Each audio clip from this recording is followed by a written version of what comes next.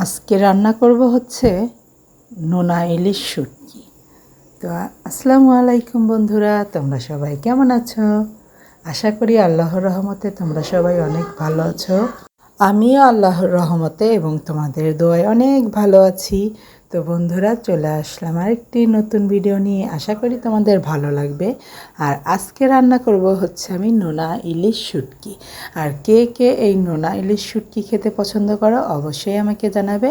আর আমি হচ্ছে অনেক শুটকি পাগল মানুষ। আমার একটু বেশি ঝাল করে একটু শুটকি অনেক মজা লাগে। তো আজকে হচ্ছে আমি নোনা ইলিশ শুটকির জন্য শুটকিটা আগে থেকেই গরম পানিতে হচ্ছে ভিজিয়ে রেখেছি। এই মাছটা অনেকক্ষণ গরম পানিতে ভিজিয়ে রাখলে ওর ভিতরের সব লবণ সুন্দরভাবে বের হয়ে যায় আর কোনো গন্ধ থাকে না। তো সেজন্য আমি ওটা অনেক আগে থেকেই ভিজিয়ে রেখেছি।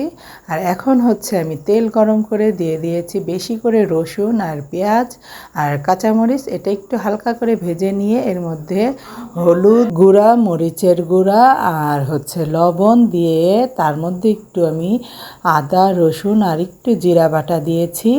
তারপরে হচ্ছে সেটা ভালো করে কষিয়ে নিয়েছি। কষিয়ে নিয়ে তার মধ্যে হচ্ছে আমি নোনা ইলিশের শুটকিগুলো দিয়ে দিয়েছি। এটা একটু খুব ভালো করে মশলার সাথে কষিয়ে নিতে হবে, না হলে এটা হচ্ছে একদম গলিয়ে ফেলতে হবে, আস্তে আস্তে রাখা যাবে না। এটা হচ্ছে আস্তা খাওয়াই যায় না কোনোভাবে। তো হচ্ছে আমি এই যে সুন্দর করে কষিয়ে নিচ্ছি। আমি হচ্ছে একদম গলা গলা করে ফেলবো মাছটা।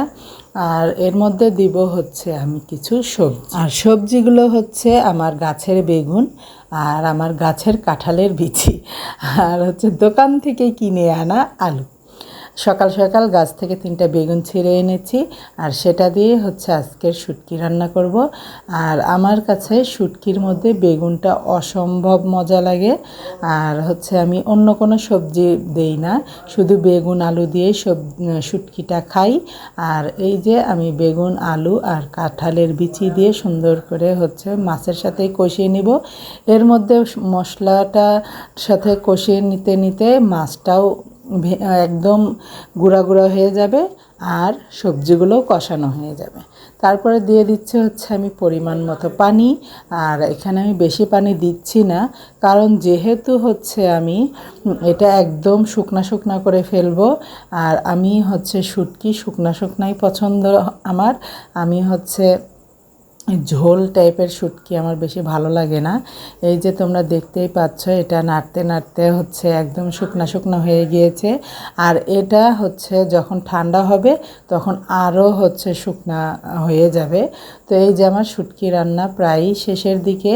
তো বন্ধুরা, তোমরা সবাই ভালো থাকবে, সুস্থ থাকবে আর আমার জন্য দোয়া করবে। আসসালামু আলাইকুম।